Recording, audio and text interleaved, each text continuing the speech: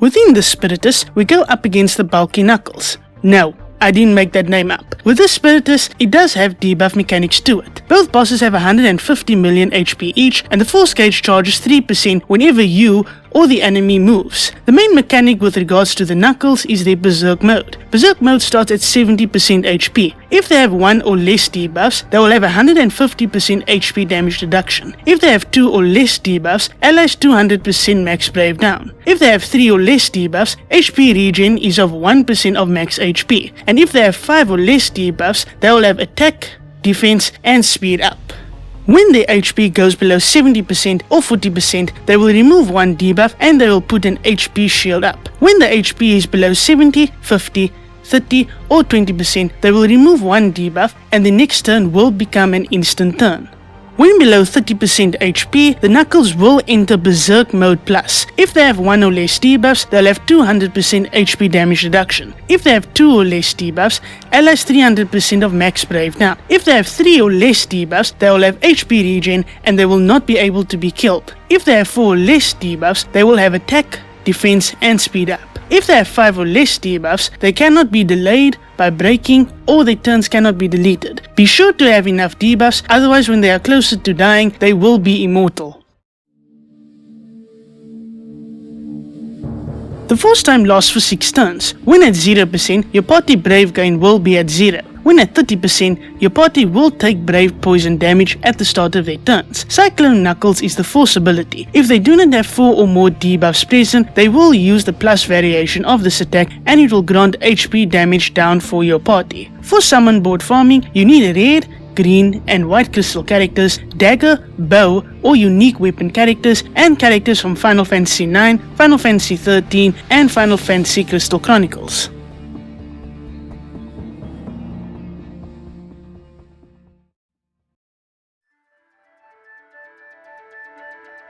The characters that you can use include Garnet, Sherlotta, Beatrix, Warrior of Light, Reno, Core, Gladio, Jack Garland, Tifa, Minwu, Core, Snow, Rem, Neon, Sid Reigns, Hope, and No.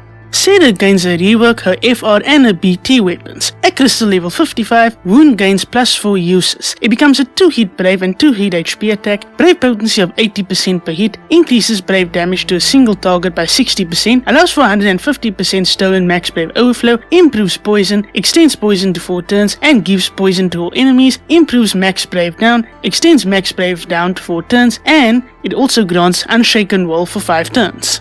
At crystal level 60, Moonlight gains plus 4 uses. It increases brave gain to 50% of attack, increases brave gain to 40% of current brave, becomes a 3 hit brave and HP attack, brave potency of 70% per hit, allows for 150% stolen max brave overflow, improves attack up, expands attack up to the party and extends it for 5 turns, and inflicts attack down by 70% to enemies for 5 turns. Ultima Arrow increases brave gain to 150% of attack, it becomes a 2 hit brave and 6 hit HP attack, brave potency of 120% per hit, allows for 180% stolen max brave overflow, increases brave by 50% after each HP attack except the last one, deals 50% splash damage to the enemies after the last 3 HP attacks. When attacking a broken target, it will deal 100% splash damage to the enemies and it increases brave gain by 50% of the HP damage dealt.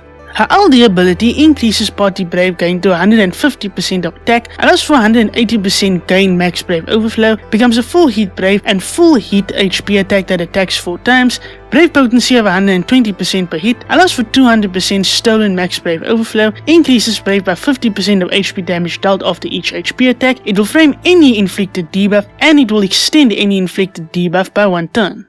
Sherlotta also gets a small rework with this event. At crystal level 60, Crystal Generation increases party brave gain to 150% of attack. It allows for 180% gain max brave overflow, becomes a full hit brave and full hit HP attack that attacks 4 times, brave potency of 120% per hit, allows for 200% stolen max brave overflow, increases brave by 50% of HP damage dealt after each HP attack, it frames any inflicted debuffs and it extends any inflicted debuffs by 1 turn.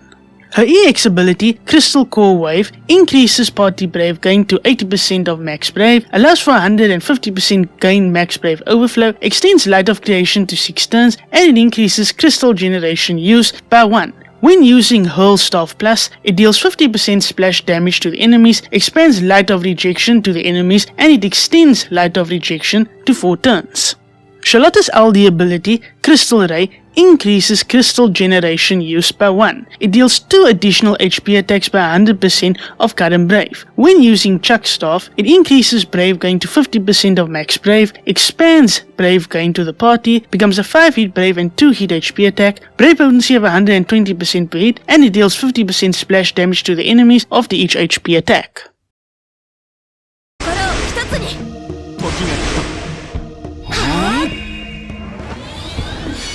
心置きなくこの矢にかける受けてみて